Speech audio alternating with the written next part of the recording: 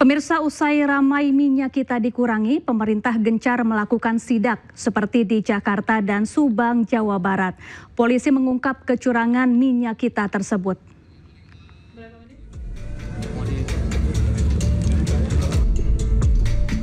Pemerintah Kota Administrasi Jakarta Utara bersama pihak kepolisian menggelar sidak di Pasar Waru, Kecamatan Koja, Jakarta Utara, Selasa siang.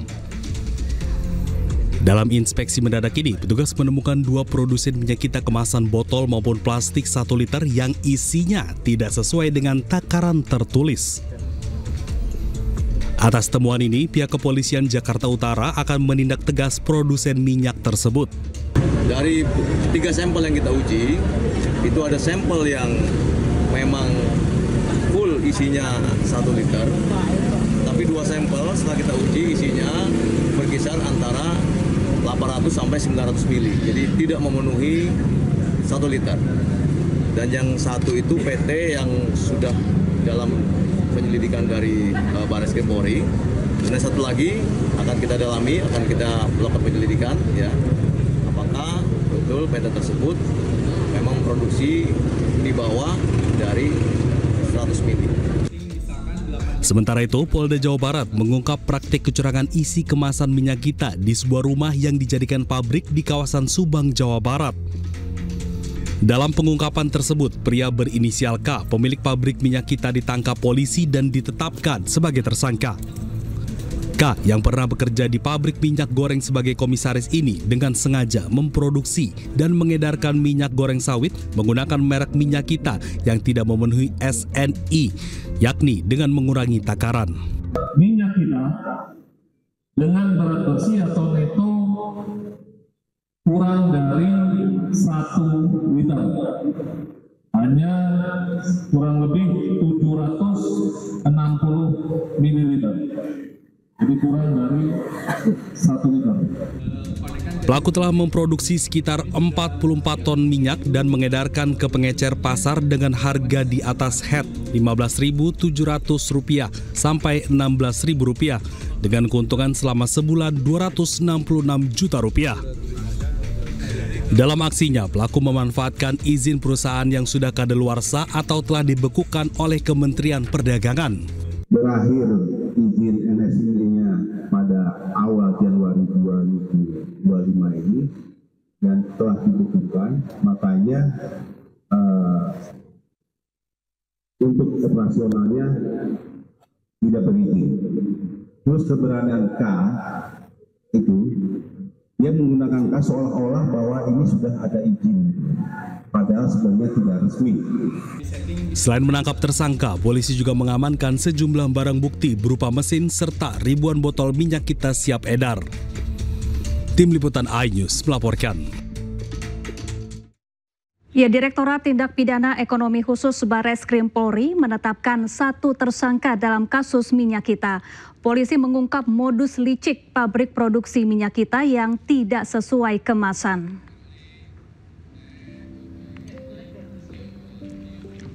Praktik licik minyak kita diungkap Dirpideksus Barreskrim Polri usai menggeledah sebuah rumah produksi minyak kita di Cilodong, Depok, Jawa Barat.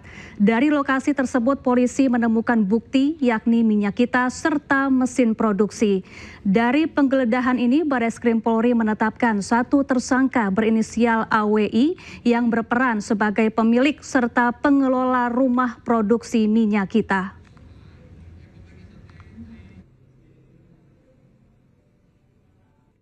Tertera di mesinnya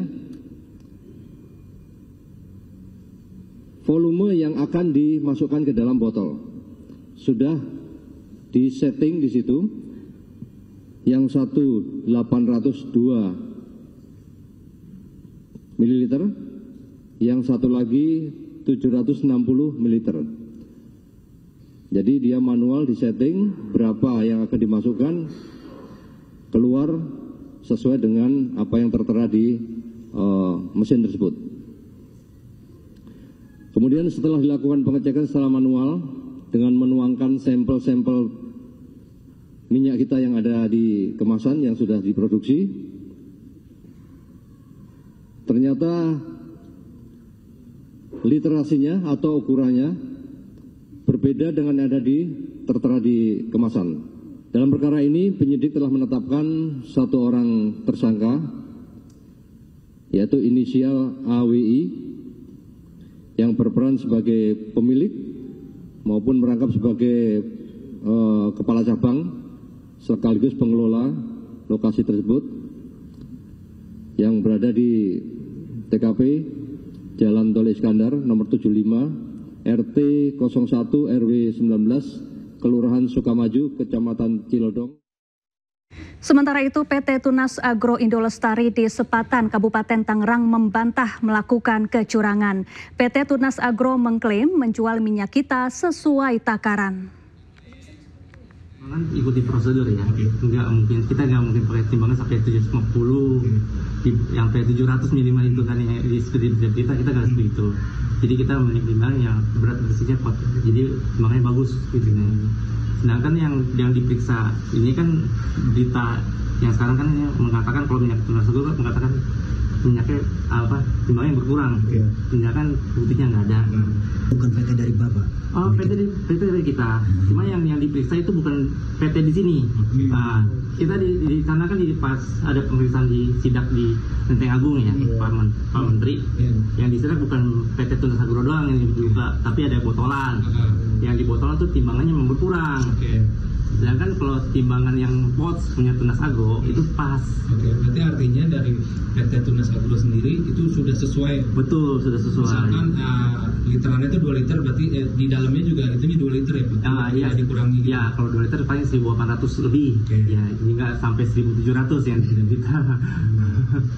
Yang liter 900 lebih, nggak sampai 800 mili. Betul gitu. Ketentuannya memang nggak full gitu. Ketentuan yang sebenarnya itu kalau 1 liter memang tidak 1 liter atau enggak, kalau 1 liter emang tentuannya emang kan itu kan minyak. Minyak beratnya kali 0,9 lagi. Jadi 1 liter kali 0,9 900 mili jatuhnya. Enggak kayak beratnya enggak kayak berat air. Sementara itu, Menteri Perdagangan Budi Santoso menyatakan pabrik minyak kita yang berada di kawasan Cilodong, Depok, Jawa Barat telah tutup dan pindah ke Karawang, Jawa Barat. Saat ini tim gabungan Polri dan Kementerian Perdagangan tengah melakukan investigasi di pabrik minyak kita Karawang.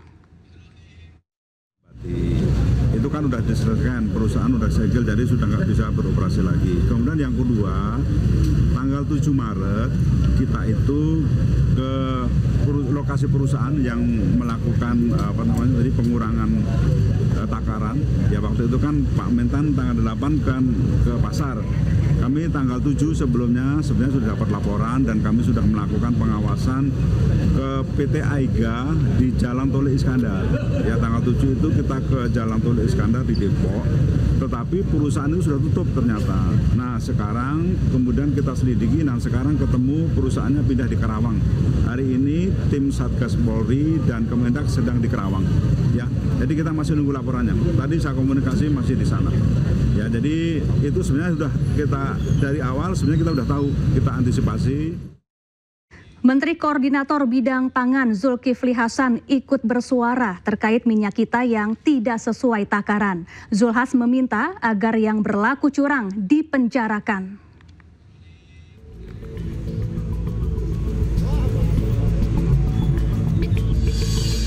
Menteri Koordinator Bidang Pangan Zulkifli Hasan menanggapi temuan adanya minyak kita yang tak sesuai dengan takaran. Mantan Mendak ini menyebut jika ada kecurangan maka harus diproses hukum. Tanggapannya soal minyak kita, Pak, yang temuan kurang dari 1 liter, Pak? Iya, kalau ada yang curang penjarakan. Kasih. Minyak kita diluncurkan oleh Zulkifli Hasan saat masih menjabat sebagai Menteri Perdagangan pada Juli 2022.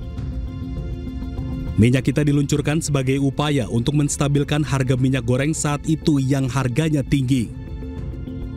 Zulhas saat itu menetapkan harga eceran tertinggi minyak kita Rp14.000.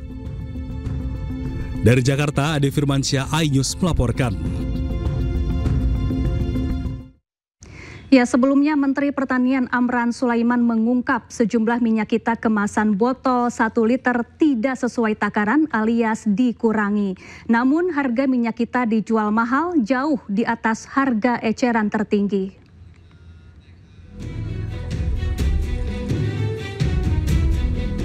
Menteri Pertanian Amran Sulaiman mengungkap dugaan kecurangan yang dilakukan oleh produsen minyak kita. Dari hasil sidak yang dilakukan di Pasar Lenteng Agung, Mentan menemukan sejumlah kemasan botol minyak kita tidak sesuai takaran di kemasan. Dari kemasan tertulis 1 liter, namun saat dites dengan alat ukur hanya berisi 750 sampai 850 ml. Menteri Amran meminta produsen minyak kita bertanggung jawab dan tidak segan untuk menutup PT tersebut jika terbukti melakukan kecurangan.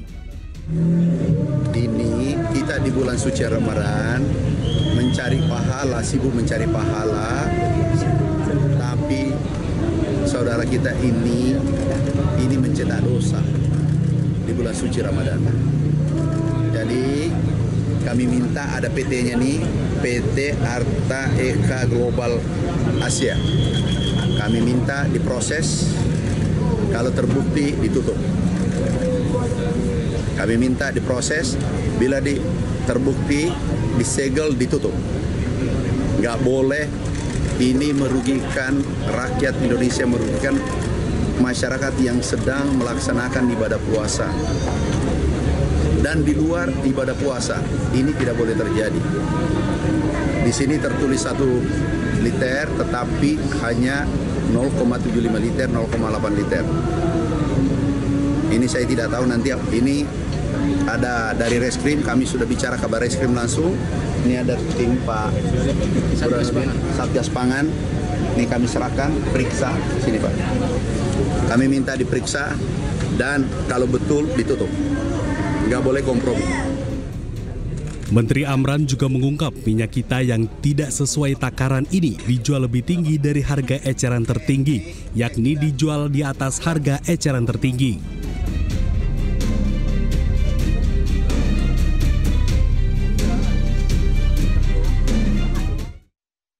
Ya, mengapa harga minyak kita tinggi dan takarannya dikurangi? Untuk membahasnya lebih lanjut, sudah terhubung dengan pengamat pertanian dan Asosiasi Ekonomi Politik Indonesia, Hudori. Selamat malam, Pak Hudori.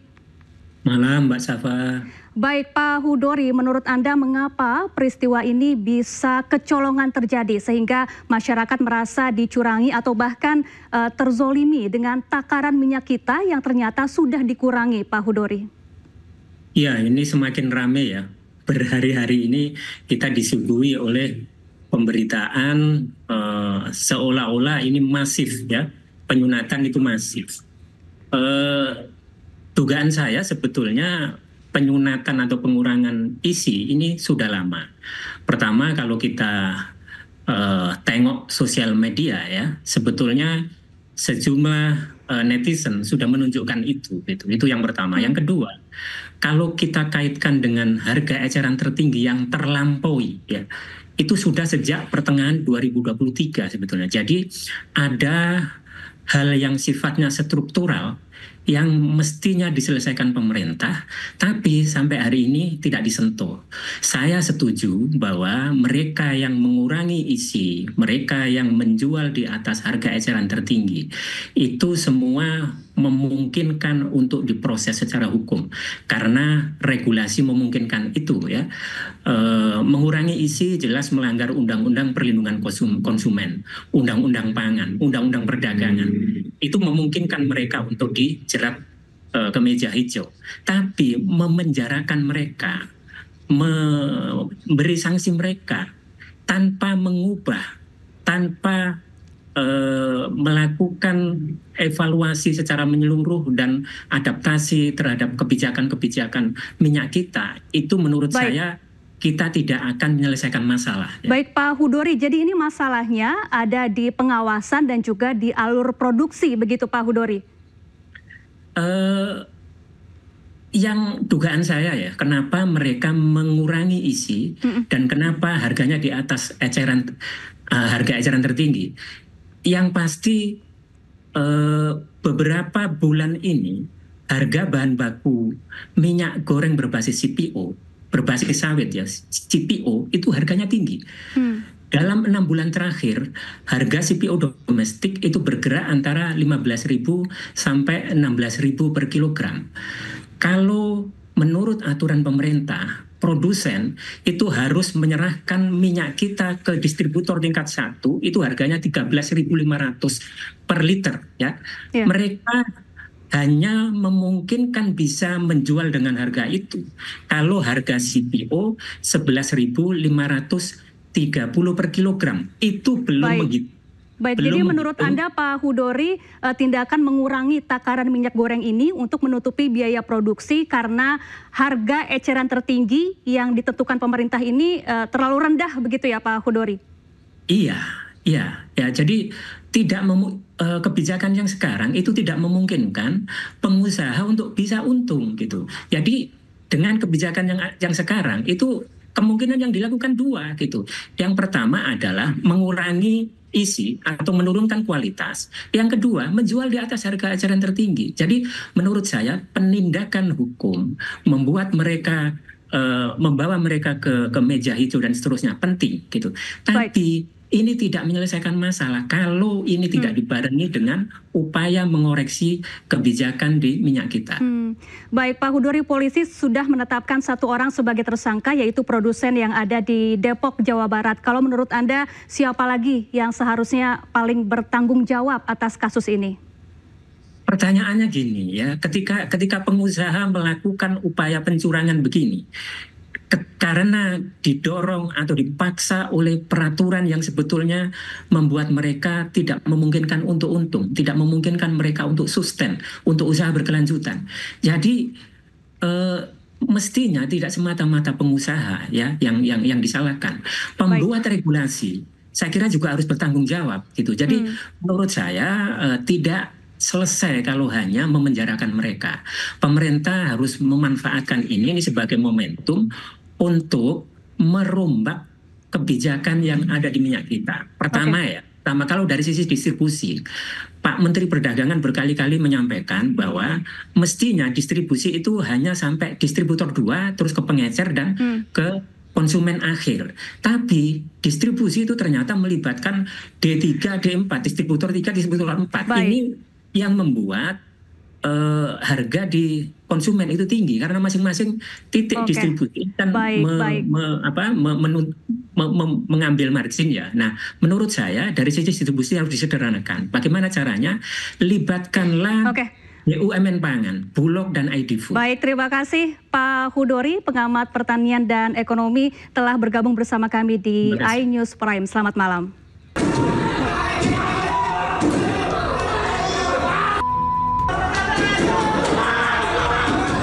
Menolak penundaan pengangkatan, ratusan CPNS dan calon pegawai P3K di Kota Kendari geruduk kantor DPRD Provinsi Sulawesi Tenggara. Kericuhan tak terhindarkan ketika massa yang kesal menunggu lama menerobos masuk hingga menggiring paksa Ketua DPRD Sultra Laode Tariala.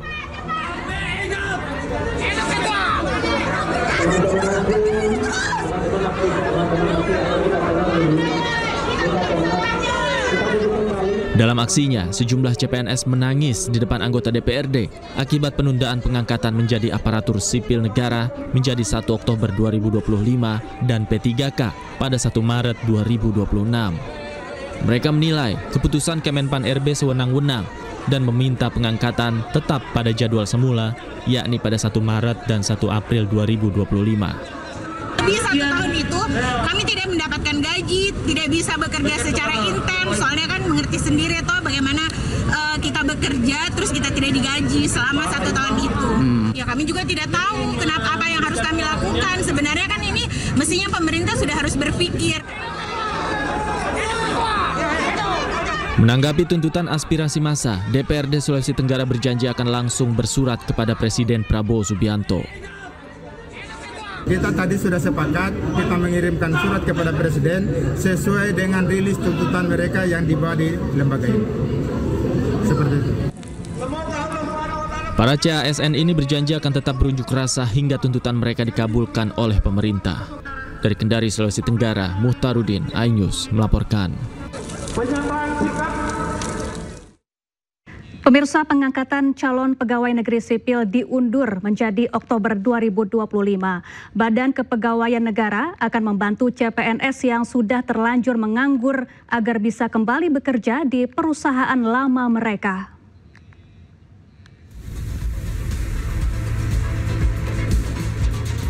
Sejumlah calon pegawai negeri sipil angkatan tahun 2024 resah karena pengangkatannya diundur menjadi 1 Oktober 2025. Padahal banyak dari mereka telah resign atau mengundurkan diri dari perusahaan sebelumnya. Mereka pun akhirnya terpaksa menganggur sampai waktu pengangkatan tiba, yakni Oktober mendatang. Badan Kepegawaian Negara menyatakan akan membantu para CPNS agar bisa bekerja kembali di perusahaan lama mereka sampai bulan Oktober. BKN akan membantu komunikasi dengan perusahaan lama tempat CPNS bekerja sebelumnya. Nah, ini saya perlu masukan, apakah saat nanti mengundang para calon ASN-nya, instansi ini kemudian mendata, kemudian menghubungi tempat pekerjanya yang lama agar bisa mempekerjakan kembali, atau biar kami dari BKN atau Menpan yang menghubungi, misalnya mengkomunikasikan dengan Kementerian BUMN bila yang bersangkutan bekerja di BUMN, atau dengan menaker kalau yang bersangkutan bekerja di swasta, atau kepada para gubernur, bupati, wali kota bila yang bersangkutan bekerja di BUMD. Sebelumnya pemerintah menunda pengangkatan CPNS menjadi 1 Oktober 2025. Alasannya, pemerintah hendak menata pengangkatan calon ASN 2024 secara serentak di seluruh instansi. Bahwa dengan mempertimbangkan kebutuhan penataan dan penempatan ASN untuk mendukung berbagai program prioritas pembangunan dan menjawab secara tuntas berbagai tantangan yang muncul dalam proses pengadaan CASN, penataan ASN nasional secara menyeluruh dan adanya usulan penundaan seleksi dari beberapa daerah, pemerintah mengusulkan untuk dilakukan penyesuaian jadwal pengangkatan CASN sebagai pegawai ASN dengan perkiraan pengangkatan pada akhir 2025 atau di awal 2026. Pengangkatan CPNS sedianya dilakukan Maret 2025. Sementara pegawai pemerintah dengan perjanjian kerja atau P3K sedianya diagendakan Juli 2025, namun diundur menjadi 1 Maret 2026. Tim Liputan iNews melaporkan.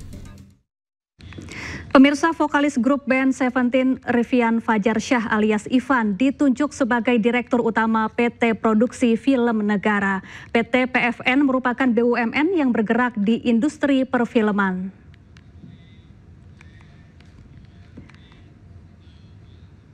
Penunjukan Ivan sebagai Direktur Utama PT Produksi Film Negara dibenarkan oleh sejumlah pejabat di Kementerian BUMN. Ivan adalah musisi yang pernah menjadi perhatian publik saat ia dan bandnya menjadi korban tsunami di Pantai Tanjung Lesung, Pandeglang, Banten 2018 lalu. Ivan juga pernah terjun ke dunia politik. Pada 2014, Ivan mencalonkan diri sebagai calon anggota DPR dari Partai Gerindra. Sementara pada 2019, ia nyalek melalui Partai Kebangkitan Bangsa. Namun keduanya gagal, Ivan kalah dalam pemilihan.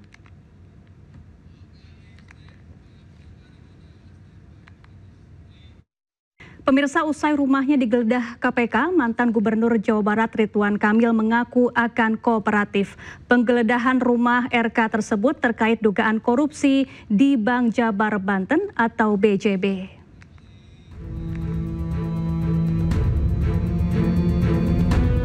Penyidik KPK telah menggeledah rumah mantan Gubernur Jawa Barat Ridwan Kamil di Bandung, Jawa Barat.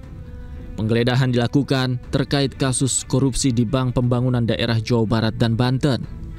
Menurut KPK, penggeledahan dilakukan berdasarkan keterangan saksi, sehingga perlu dilakukan penggeledahan untuk mengkonfirmasi. Ya, kalau dari saya menyatakan bahwa betul ada penggeledahan rumah, ada kegiatan penggeledahan di perkara BJB, tetapi untuk lengkapnya, untuk detailnya rumah siapa, dan mungkin waktunya kapan dilakukan, itu baru bisa dilakukan setelah penyidik memberikan data-datanya secara lengkap kepada saya. Dan saya pikir rekan-rekan juga tidak menginginkan informasi yang sepotong-sepotong ya.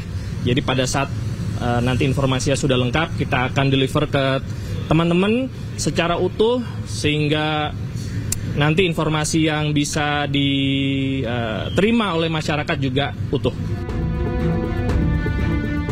Menanggapi penggeledahan itu, Ridwan Kamil angkat bicara. Melalui suratnya, Ridwan Kamil membenarkan penggeledahan yang dilakukan oleh KPK di kediamannya. Dalam surat yang berisi pernyataan resminya, Ridwan Kamil membenarkan penggeledahan yang dilakukan oleh KPK terkait dengan perkara korupsi BJB. Ia juga mengungkap bahwa tim KPK menggeledah rumahnya dengan membawa surat resmi, sehingga Ridwan Kamil akan kooperatif membantu tim KPK. Ridwan Kamil juga mempersilahkan awak media bertanya langsung ke KPK untuk mengetahui informasi detailnya. Pasca digeledah, rumah Ridwan Kamil sepi aktivitas. Hanya ada petugas keamanan rumah yang nampak berjaga di bagian dalam rumah Ridwan Kamil. Dari Bandung, Jawa Barat, Tim Liputan iNews melaporkan. Komisi 6 DPR meminta Pertamina untuk memberikan kompensasi kepada rakyat Indonesia atas kasus Pertamax oplosan. Upaya tersebut dilakukan demi mengembalikan integritas Pertamina di mata rakyat Indonesia. Masukan alternatif yang tentunya yang konstruktif. Salah satu anggota DPR RI Komisi 6, Mufti Anam, meminta Pertamina untuk mengganti kerugian rakyat dalam kasus Pertamax oplosan. Menurut Mufti, penggantian kerugian rakyat dilakukan demi mengembalikan citra buruk masyarakat Indonesia terhadap Pertamina. Assalamualaikum warahmatullahi wabarakatuh. Salam sejahtera untuk kita. Jadi saya melihat bahwa sebenarnya Pertamina adalah bagian dari mafia migas, Pak.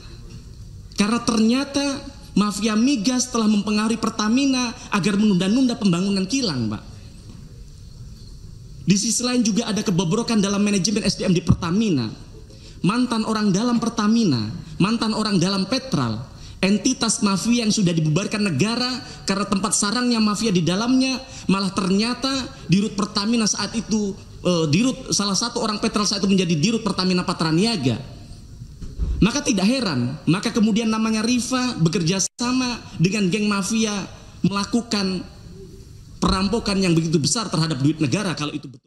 Pemirsa, 3 calon pemain baru Timnas Indonesia Emil Audero, Dean James, dan Joy Pelupesi telah disumpah menjadi warga negara Indonesia. Ketiga pemain keturunan tersebut disumpah di KBRI Roma, Italia pada 10 Maret 2025.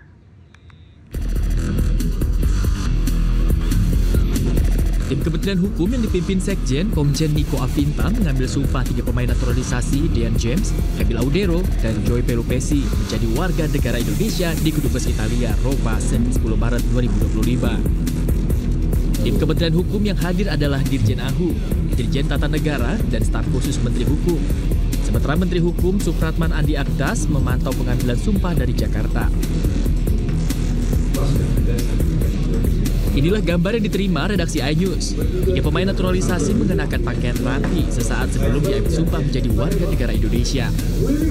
Pada hari ini juga kami beserta seluruh jajaran di Kementerian Hukum didukung oleh Kedutaan Besar Republik Indonesia, Adri Putika dan Dirjen AHU beserta tim juga dari PSSI melaksanakan penyumpahan terhadap 3 pemain sepak bola yang akan bergabung menjadi warga negara Indonesia, dan sudah kami laksanakan penyumpahan dengan lancar.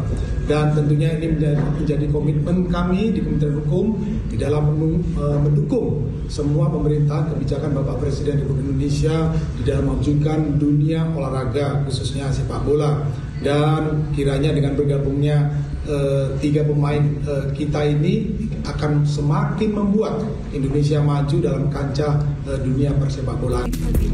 Tiganya telah menjalani proses sesuai dengan ketentuan undang-undang dan mendapatkan persetujuan dari DPR dan Presiden Republik Indonesia. Ya, Persatuan Sepak Bola Indonesia atau PSSI memperkenalkan penasihat teknis Timnas Indonesia Jordi Cruyff ke hadapan publik. Dalam keterangannya, Jordi tertarik bergabung menjadi penasihat Timnas lantaran Indonesia penuh potensi pemain muda. Well, I think it's important to differentiate roles, as you said. I think the day-to-day is obviously the head coach, Patrick Kluivert here, together with the staff. And that's the day-to-day thing, but there's also very important in football is the strategy. The short-term, middle-term, long-term strategy to grow to get the maximum out of a very big population that you have here, and to try to really grow, to try to find those talents already at a very young age, because then you have a much better national team in the future. So I think it's about, football is not only about the pitch, it's also about making the right strategic decisions to try to take the maximum out of the future. Well, the fact that already from Sementara itu, anggota Komisi 10 DPR RI Ahmad Dhani meminta naturalisasi tidak hanya dilakukan untuk pemain muda, tapi juga pemain yang usianya di atas 40 tahun dan bisa dicarikan istri. Lalu naturalisasi tidak harus itu pemain. Bisa juga misalnya pemain-pemain bola yang sudah di atas usia 40, itu bisa juga kita naturalisasi pemain bola yang hebat, lalu kita jodohkan dengan perempuan Indonesia. Nah, anaknya itu yang kita harapkan menjadi pemain bola yang bagus juga. Ini pemikirannya agak out of the box, Pak Erik, tapi bisa dianggarkan untuk 2026. Ya, dalam dialog di program Rakyat Bersuara iNews, Ketua Komnas Perempuan Anti Yentriani menyatakan pernyataan Ahmad Dhani soal perkawinan demi pemain naturalisasi merendahkan martabat perempuan Indonesia. Sementara itu, pecinta sepak bola Hendarsam Marantoko meminta Komnas Perempuan untuk berkontribusi langsung terhadap sepak bola Indonesia daripada mengurusi pernyataan Ahmad Dhani. Jika yang disampaikan sesuatu yang menempatkan perempuan ini seperti masuk ke dalam peternakan ayam potong, apakah bisa dibuat lebih cepat? Ya, disuntik hormonnya supaya bisa potong lebih cepat kan? Untuk menghasilkan itu. Ini kan pertanyaannya kayak pertanyaan breeding, pertanyaan di dalam sebuah peternakan. Menempatkan perempuan Indonesia sekadar menjadi wadah untuk menghasilkan keturunan. Ini baru-baru ini juga ada keluar ya tentang trafficking manusia yang dijadikan tempat breeding saja gitu sebetulnya. Hanya modelnya lain. Atau kemudian mengatakan dengan lelucon, ya nggak apa-apa juga sih. Namanya juga laki-laki ini juga dibuat kayak pejantan sapi ya, sapi pejantan itu. Pertanyaan saya, itu Bu kan Andi, yang kemudian korelasinya mungkin itu dengan apa namanya itu? Kontribusi terhadap Komnas Perempuan terhadap persepak bola Indonesia itu di mananya nih? Kalau kita hanya mempersoalkan objeknya itu adalah seorang Ahmad Dhani saja, kan ini kan masalahnya yang dipersoalkan oleh Komnas Perempuan ini kan masalah etika dari seorang anggota DPR, kan seperti itu, ya kan? Tapi tugas daripada Komnas Perempuan ya tentang masalah ini terkait dengan korelasi ya dengan bagaimana Komnas Perempuan bisa memajukan persepak bola Indonesia, itu menurut saya sangat jauh lebih penting. Boleh nggak saya kasih saran dan usul? Umpama gini, lebih konkretnya, itu kan luas banget kekerasan terhadap ini. Saya usulkan aja Komnas Perempuan mungkin kerjasama dengan Kementerian Pemuda dan Olahraga, bagaimana supaya Komnas Perempuan bisa mengadvokasi dan bisa juga memberikan backup. Ya. Pemirsa, Presiden Prabowo Subianto mengumumkan sejumlah kebijakan jelang momen Lebaran 2025. Sejumlah kebijakan antara lain penurunan tiket pesawat dan tunjangan hari raya bagi aparatur negara.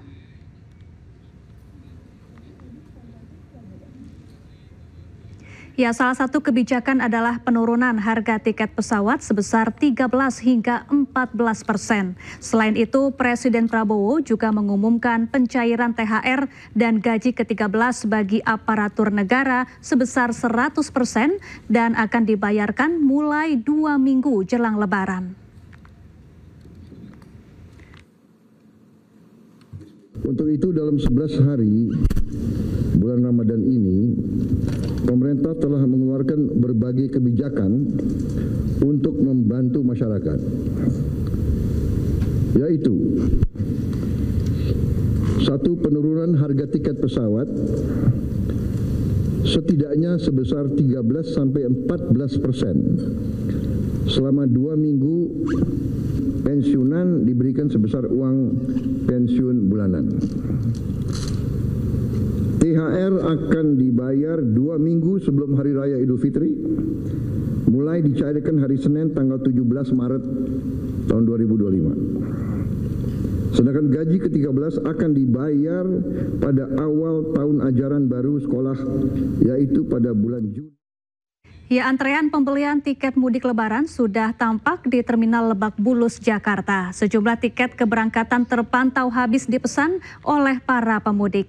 Dan pemirsa, informasi ini sekaligus menutup iNews Prime. Cuplikan tayangan berita iNews dapat Anda saksikan di kanal YouTube @official iNews. Sesaat lagi rekan saya Camar Haida akan hadir dalam program iNews Malam. Saya Syafaati Suryo dan kerabat kerja yang bertugas pamit undur diri. Terima kasih. Selamat malam dan sampai jumpa.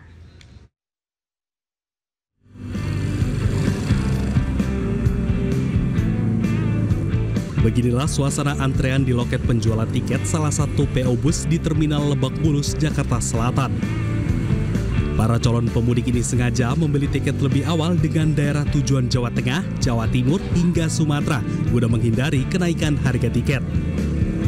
Mayoritas pemudik membeli tiket melalui daring, namun ada juga yang langsung datang ke lokasi pembelian. Katanya kan kalau di Lebaran nanti harganya naik kan, jadi jauh-jauh hari biar nggak naik harganya. Oh, tapi sekarang masih dapat tiket, masih ada. Untuk saat ini, harga tiket mudik masih dijual dengan harga normal. Namun 2 minggu menjelang Lebaran, harga tiket bus diprediksi akan naik hingga 100%. Seperti tiket mudik ke daerah Wonosobo saat ini dijual dengan harga sekitar Rp140.000. Namun mendekati Lebaran nanti, harga tiket akan dijual sekitar Rp390.000. Kalau dari Sriwijaya bisa lewat aplikasi Traveloka atau Letbus. Kalau datang langsung bisa dengan membawa identitas. Kalau untuk